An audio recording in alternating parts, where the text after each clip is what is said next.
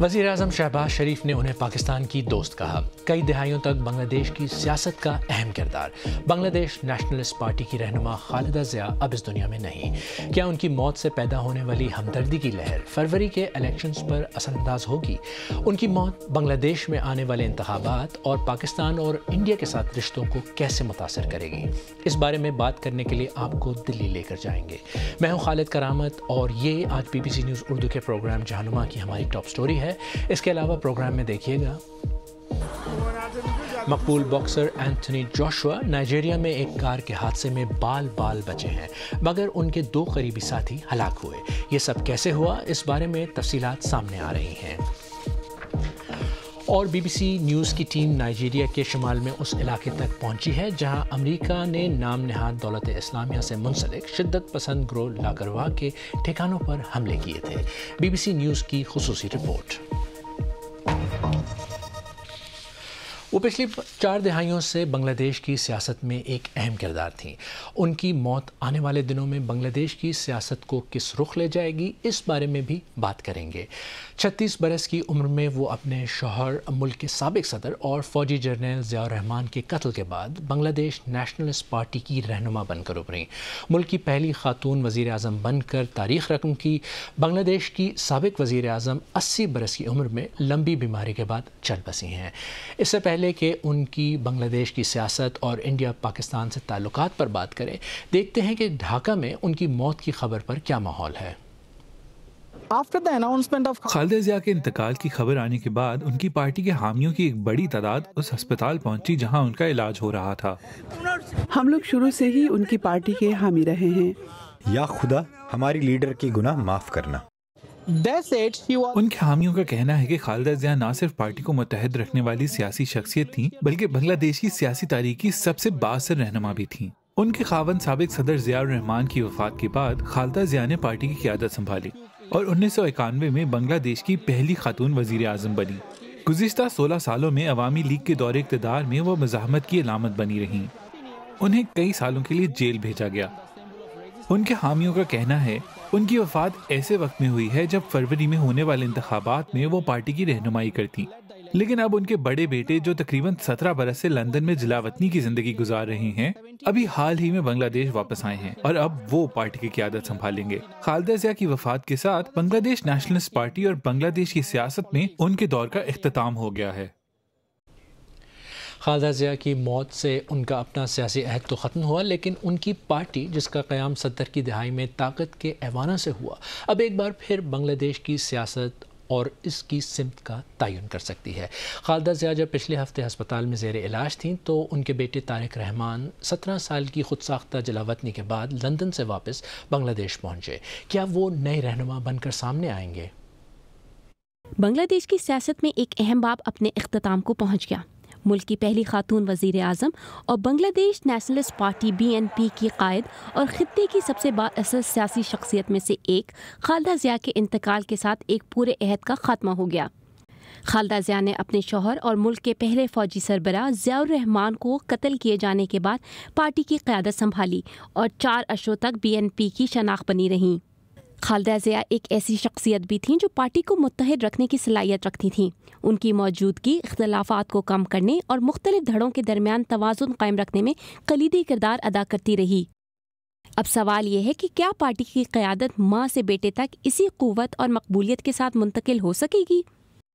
तारिक रहमान को पार्टी के अंदर और कौमी सियासत में खालिदा ज़िया के हकीकी जानशीन के तौर पर तस्लीम किए जाने में मुश्किलात पेश आ सकती हैं। खालिदा जैसी अवामी मकबूलियत हासिल करना और पार्टी को इसी अंदाज में मुत्तहिद रखना एक बड़ा चैलेंज होगा। खालिदा ज़िया के बाद पार्टी को जो सबसे बड़ा नुकसान हुआ है वो एक ऐसी मरकज़ी शख्सियत की कमी है जो अंदरूनी इख्तिलाफात को काबू में रख सके। अंदरूनी कमज़ोरियाँ, बैरूनी दबाव और अवामी तवक्कुआत में इजाफा, ये सब अवामिल खालिदा ज़िया की मफाहमत पैदा करने वाली क़यादत के बगैर इख्तिलाफ को मज़ीद गहरा कर सकते हैं। अब ये तारिक रहमान की क़यादत पर मुनहसर है कि BNP किस तरह इस्तेहकाम हासिल करती है। दूसरी जानिब इंतखाबात से सिर्फ चंद हफ्ते कबल खालिदा ज़िया की वफ़ात मुल्क भर में हमदर्दी की एक लहर पैदा कर सकती है, ख़ास तौर पर उनके हामियों में जो उनकी कैद को सियासी इंतकाम समझते रहे हैं। फरवरी में होने वाले आइंदा इंतखाबात एक तारीखी मोड़ साबित हो सकते हैं। ये गुज़श्ता 3 दहाइयों में बांग्लादेश के पहले इंतखाबात होंगे जिनमें ना खालिदा ज़िया मैदान में होंगी और ना ही शेख हसीना, वो 2 ताकतवर रहनुमा जिन्होंने तवील अरसे तक बांग्लादेश की सियासत की सिमत मुतय्यन की। खालिदा ज़िया की वफ़ात और शेख हसीना की जलावतनी न सिर्फ उनके दरमियान जारी तवील सियासी रुकावत का इख्तिताम है, बल्कि ये कसीरुल यकजहती सियासत के लिए एक नई गुंजाइश भी पैदा करती है। इस वक्त बांग्लादेश का सियासी मंजरनामा न सिर्फ अंदरूनी तौर पर बदल रहा है बल्कि इंडिया और पाकिस्तान से ताल्लुकात बांग्लादेश की सियासत में अहम किरदार अदा कर रहे हैं। और इसी बारे में मज़ीद बात करने के लिए इस वक्त दिल्ली से मेरे साथ मौजूद हैं BBC न्यूज़ उर्दू के शकील अख्तर। शकील, ये बताइए कि BNP और बांग्लादेश की सियासत में खालिदा ज़िया की मौत का क्या असर होगा? देखिए, बेगम खालिदा ज़िया एक तवील अरसे से अलील थीं और इसके लिए जो उनकी सूरत हाल थी वो मुतहर्रिक नहीं थी सियासत में। तो बांग्लादेश और ख़ास तौर से जो जनजी है, जो नई नस्ल है, और BNP के जो हामी हैं वो इस सूरत हाल के लिए तैयार थे। और उनकी हालत आखिरी जिस वक्त ये पिछले कुछ 1-1.5 महीने से बहुत ज़्यादा ख़राब थी, तो ज़हनी तौर पर यहाँ पर बांग्लादेश के अंदर लोग इसके लिए तैयार थे।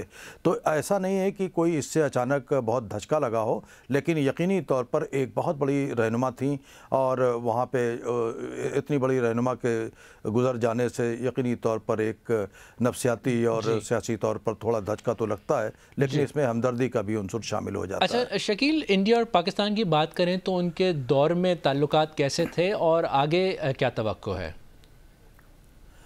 देखिए, हसीना वाजिद के बरक्स बेगम खालिदा ज़िया ने एक तरह की इंडिपेंडेंट पॉलिसी अख्तियार की थी और पाकिस्तान के तई उनके ताल्लुकात कदरे बेहतर हुए थे। हालांकि वो बहुत कुछ आगे नहीं जा सकें जितनी पाकिस्तान तवक्को कर रहा होगा या उन्होंने ख़ुद सोचा होगा, लेकिन उन्होंने जो BNP को जिस नहज पर डेवलप किया, जो जिस तरह से गई है और जो रुझान अब है, अगर BNP पावर में आती है तो इसका जो पाकिस्तान से ताल्लुकात पर बेहतरी की तरफ इसमें यकीनी तौर पर इसमें इक़दामात की तवक्को की जा सकती है। दूसरी जानिब इंडिया में ख़दशात हैं इनके बारे में, क्योंकि एक तो BNP को हमेशा एक इस्लामिस्ट पार्टी और थोड़ा सा इंडिया मुखालिफ पार्टी के तौर पर देखा गया है, तो थोड़ी सी मुश्किलें इंडिया के लिए हो सकता हूँ, लेकिन इंडिया ने भी अब कोशिश की है कि उनसे जो है BNP से रवाबित जो है पैदा किए जाएँ। ठीक, इस वक्त जो बांग्लादेश की सूरत हाल है, जिस टर्मोइल से मुल्क गुज़र रहा है, ऐसे में जो नई लीडरशिप उभर कर सामने आ रही है उसको किस तरह बैलेंस करना होगा और क्या तवक्कुआत होंगी अक्रॉस द बॉर्डर? देखिए, इस वक्त बांग्लादेश एक तब्दीली से गुज़र रहा है, तगय्युर से गुज़र रहा है और यहाँ पर एक जो नई नस्ल है, जो यंग लीडरशिप है, यूथ है, वो इसमें बहुत अहम किरदार अदा कर रहे हैं। और आपको मालूम होगा कि स्टूडेंट लीडरशिप वहाँ पे बहुत अहम रोल अदा करती है। तो ये एक तब्दीली का दौर है और ये यकीनी तौर पर वो ये तवक्को कर रहे हैं कि एक शफ़ाफ डेमोक्रेटिक गवर्नमेंट आने वाले दिनों में बांग्लादेश में फरवरी के इंतखाबात के बाद बन सकेगी। दिल्ली से तफसीलात बताने का बहुत शुक्रिया। और अब एक ऐसी स्टोरी पर बात जिसमें दुनिया भर में बहुत दिलचस्पी ली जा रही है। बॉक्सर एंथनी जोशुआ का कार एक्सीडेंट हुआ है।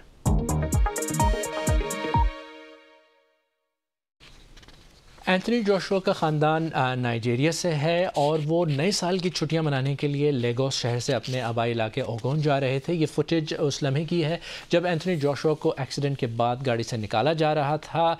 गाड़ी में एंथनी जोशुआ के साथ उनके ये 2 दोस्त भी थे जो हलाक हो गए। ये दोनों न सिर्फ दोस्त थे बल्कि उनके कंडीशनिंग कोच और पर्सनल ट्रेनर भी थे। नाइजीरिया में रोड सेफ्टी इदारे के मुताबिक गाड़ी बज़ाहिर ओवरटेक करते हुए कंट्रोल से बाहर हुई और सड़क के किनारे खड़े एक ट्रक से जा टकराई।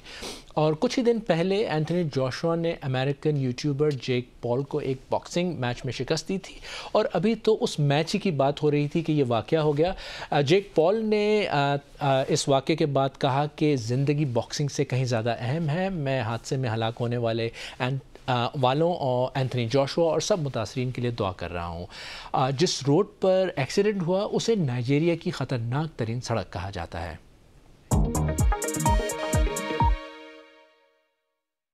अब एक नज़र डालते हैं बाकी दुनिया की खबरों पर। सऊदी अरब ने मुत्तहदा अरब अमारात से अगले 24 घंटों के अंदर यमन से अपनी तमाम फोर्सेस को वापस बुलाने का मुतालबा किया है। इससे पहले मुत्तहदा अरब अमारात ने कहा था कि सऊदी अरब ने मोकाला की बंदरगाह पर हमला किया था। सऊदी अरब के मुताबिक यूएई ने अलहदगी पसंदों को बड़ी तादाद में असलहा भेजा, जिन्होंने यमन के जनूबी इलाकों पर कब्जा कर लिया है। यूएई ने इस बारे में अब तक कोई रद्द-ए-अमल नहीं दिया है। मलेशियन एयरलाइंस की परवाज़ MH370 के मलबे की तलाश एक बार फिर शुरू होने की तवक्को है। ये काम 55 दिन जारी रहेगा। 12 साल पहले बोइंग 777 कुआलालंपुर से बीजिंग के रास्ते में लापता हुआ था। जहाज़ में 239 अफराद सवार थे और अब तक मलबे की तलाश की तमाम कोशिशें नाकाम रही हैं। बिजनेस मैगजीन फोर्ब्स ने गुलकारा बियॉन्से को अरबपति करार दिया है। Taylor Swift, Rihanna, Bruce Springsteen और उनके शौहर जे-ज़ी के बाद वो दुनिया की अमीर तरीन शख्सियात में शामिल होने वाली 5वीं मौसीकार बन गई हैं। मैगजीन के अंदाजे के मुताबिक बियॉन्से के रेनेसांस वर्ल्ड टूर ने उनकी दौलत को 10 हिस्सों तक पहुंचाने में अहम किरदार अदा किया।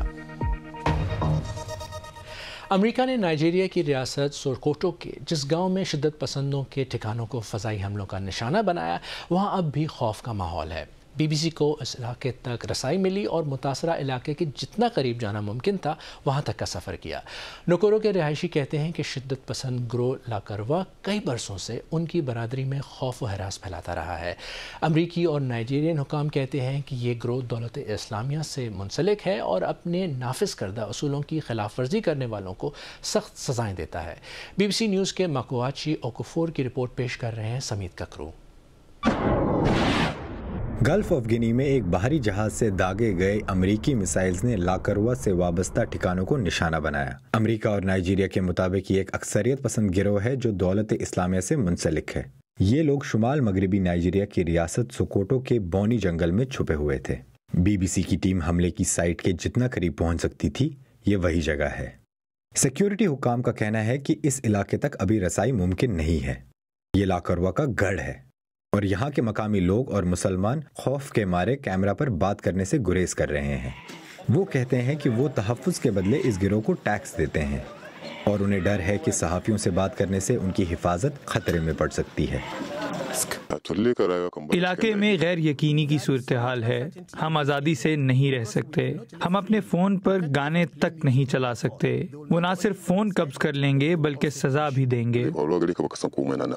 This is Nukuru village, a community in ये नुकुरू गांव है जो सोकोटो में तंगाजा लोकल गवर्नमेंट एरिया की एक कम्युनिटी है। यहाँ से महज 3 किलोमीटर दूर अमरीकी फिजाई हमले हुए थे। यहाँ रहने वाले लोग इतने डरे हुए हैं कि वो लाकरवा की मौजूदगी का एतराफ़ भी नहीं करते। वही लाकरवा जो कई सालों से उन्हें खौफजदा कर रहा है। which has been terrorizing communities here for many years. गांव वालों ने बताया कि क्रिसमस की रात जितने तेज धमाके उनने सुने, ऐसे धमाके पहले कभी नहीं सुने थे। जब ये हुआ तो एक जोरदार आवाज आई। 2 जगहों को निशाना बनाया गया। फिर वहाँ आग लग गई। हमारे दरवाजे और छतें लरज़ उठीं। पुरानी छतें फट गईं। एक रिहायशी ने हमें बताया कि फिजाई हमलों से बचकर भागने वाले अस्करियत पसंद मोटरसाइकिल्स पर फरार होने से पहले उनके घरों से गुजरे। वो किसी मुर्दा शख्स को नहीं बल्कि कुछ सामान उठा कर जा रहे थे। वो तकरीबन 15 मोटरसाइकिलों पे आए थे। मकामी लोगों का कहना है कि लाकरवा के जंगजू बरसों से पड़ोसी मुल्क नाइजर से सोकोटो के करीब सरहद का इस्तेमाल करते हुए नाइजीरिया में दाखिल हो रहे हैं। अमेरिका ने कहा कि ये हमला जानलेवा था, लेकिन हलाक होने वालों की तादाद के बारे में कोई तफसीलात फराम नहीं की हैं। मकामी लोगों के मुताबिक इस हमले में उन्होंने किसी अस्करियत पसंद को जख्मी या हलाक होते हुए नहीं देखा और ये भी वाज़ेह नहीं कि इस हमले में मकामी लोगों की ज़िंदगी का खौफ कम हुआ या नहीं। चीन में हुकूमत ने जंगली परिंदों ख़ासतौर पर नायाब सॉन्ग बर्ड्स की गैर कानूनी तजारत के ख़िलाफ़ क्रैकडाउन शुरू किया है। सर्दियों में लाखों ऐसे परिंदों को पकड़ने के लिए बड़े बड़े जाल बिछाए जाते हैं।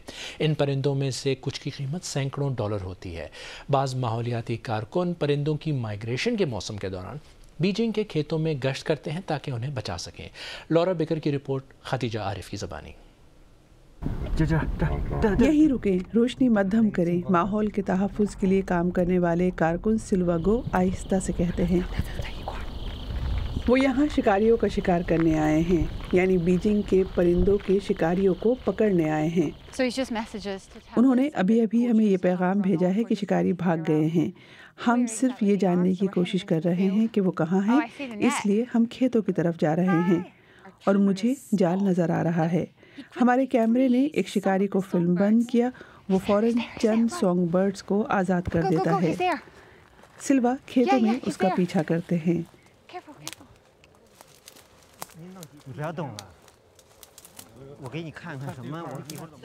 ہلنا مت، سلوا کہتے ہیں۔ میں تم سے کیسے نپٹوں گا یہ بتاتا ہوں، میں پولیس کو کال کر رہا ہوں۔ تو مسئلہ یہ ہے، یہ جال، یہ ہمیں ہی مشکل سے نظر آ رہا ہے، چڑیوں کو تو کیسے نظر آئے گا؟ شکاری نے پرندوں کو اس جال سے پکڑا اور بھاگ گیا۔ ایک چڑیا یہاں پھنسی رہ گئی۔ اس فوٹیج میں درجنوں ایسے پرندے دیکھے جا سکتے ہیں جو بلیک مارکیٹ میں فروخت کیے جانے ہیں، بعض پالنے کے لیے اور بعض کھانے کے لیے۔ ایک ڈیلر ان نایاب پرندوں کو سینکڑوں ڈالر میں بیچ سکتا ہے۔ سٹی پارک میں ہم نے پولیس کو پرندوں کے مالکوں سے پوچھ گچھ کرتے دیکھا، جو چینی حکومت کے کریک ڈاؤن کا حصہ ہے۔ چین میں وائلڈ لائف سے متعلق جرائم میں آدھے پرندوں سے متعلق ہوتے ہیں۔ سلوا کہتے ہیں یہ شکاری ہے اور یہ پولیس ہے۔ غیر قانونی شکار ایک جرم ہے۔ آج صبح سلوا نے جس شکاری کو پکڑا اس پر جرمانہ عائد کیا جائے گا، لیکن سلوا کا خیال ہے کہ ان کے ملک کو پرانی روایات سے آزاد ہونا ہوگا، ورنہ یہ مجرمانہ حرکت چین میں ان پرندوں کی نسل کو ختم کر سکتی ہے جنہیں معدومی کا خطرہ ہے۔ بزرگ نسل کو پرندوں کو پنجرے میں رکھ کر پالنے کا شوق ہوتا ہے۔ اگر آپ ان کو سمجھانے کی کوشش کرتے ہیں تو وہ سمجھتے نہیں ہیں۔ چین نے بہت تیزی سے ترقی کی ہے اور اس وجہ سے لوگوں کو ماحولیاتی شعور پیدا کرنے کا وقت ہی نہیں ملا۔ پرانی عادتوں کو بدلنا مشکل ہے۔ ماضی اب بھی پرانے بیجنگ کی طرز زندگی میں رچا بسا ہے، خاص طور سے اس نسل کی زندگی میں جس نے چین میں مثالی تبدیلی دیکھی ہے۔ پرندوں کو پالنا ہمیشہ دولت اور نفاست کی علامت سمجھا گیا ہے، لیکن اب ان چڑیوں کو آزاد ہونا ہے، کیونکہ بیجنگ شہر اور اس کے آسمانوں میں اب لو برڈز کی چہچہاہٹ گونجنے والی ہے۔ آج پروگرام میں بس اتنا ہی۔ اسے دوبارہ دیکھنے کے لیے BBC نیوز اردو کے YouTube چینل پر آئیں۔ خالد کرامت کو اجازت دیں۔